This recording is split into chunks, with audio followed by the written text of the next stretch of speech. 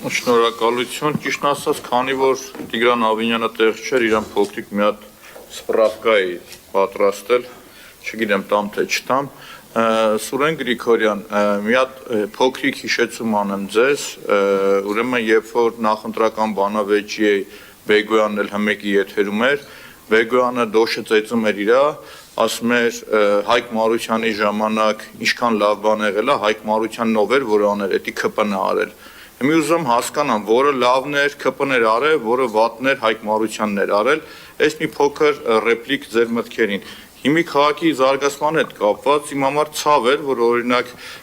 իմ համար մի քիչ դիսկոմֆորտ է, որովհետև զեկուցողը կին էր, պարկեշտ կին, բայց ինքը այդ պաշտոնին պիտի չլիներ, էլի։ Ու գիտեք ոնց համատեղ հասկանալի է, որ Տիգրան Ավինյանի հետ աշխատել է կառավարությունում, օգնական կամ չգիտեմ այլ պաշտոնի, այդ խնամի բարեկամ Զանոթը գործում է, բայց քաղաքը իր զարգացման ուրույն դիմագիծը պիտի ունենա, կարող է լինել ինքը կանաչ քաղաք օրինակի համար, ամենամաքուր քաղաք օրինակի համար, տուրիստների համար գրավող օրինակի համար առաջնահերթությունը հասկանում եք, կամ բազում ուղղություններ, որոնք առաջնահերթություն կարող եք դնել եւ գնալ օրինակի համար։ Ավաղ սրա մեջ չկա։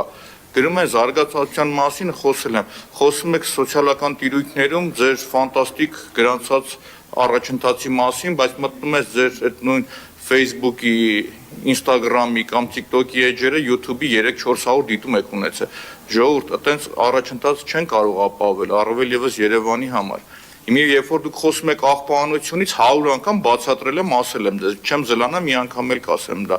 Դուք նախ եւ առաջ պետք է պլանավորեք, երբ որ աղբավայրը փակում եք, նորը բացում եք, աղբի վերամշակման գործարան։ Եթե չէ, ձեր ծախսած գումարն էլ անարդյունավետ է։ Քանի անգամ այդ նույն բանն ասեմ։ Ստեղ պետք է պետություն մասնավորատվածի համագործակցություն, որովհետեւ միգուցե մասնավորին հետաքրքիր չի այդ ներդրումների այդ հատվածը։ Մի պահ դուք ձեր վրա պետք է վերցնեք, բայց դուք դրանով հանրային բարիքի տեսքով մաքուր մթնոլորտը մատուցում եք քաղաքացուն։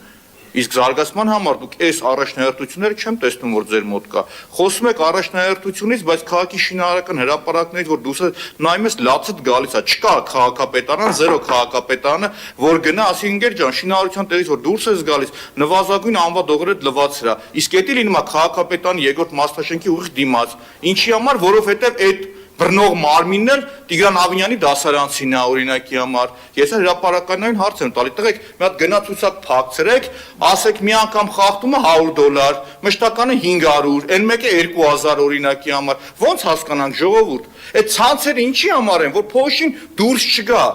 Կալանավորված վարչության պետ ունեիք, ինքը ասում եք եղել եմ Չինաստան գործուղման, զարմացած էի մնացել, որ մի հատ փոշի դուրս չէր գալիս։ Ասում է Երևանը երբ է գալու ասնի այդրան։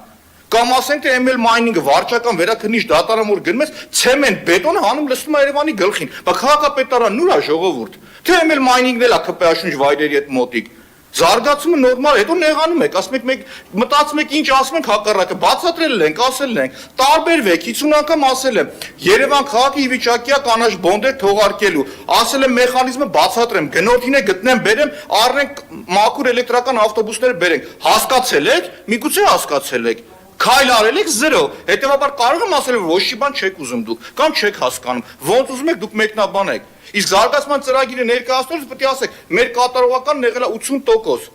այսքան տոկոս։ Իսկ քաղաքի բյուջեի ընդհանուր պլանավորման ու արդյունքների այդ ֆանտաստիկ ձեր կարծիքով ֆանտաստիկ արդյունքների մասին կանդրադառնամ հաջորդիվ։ Շնորհակալություն։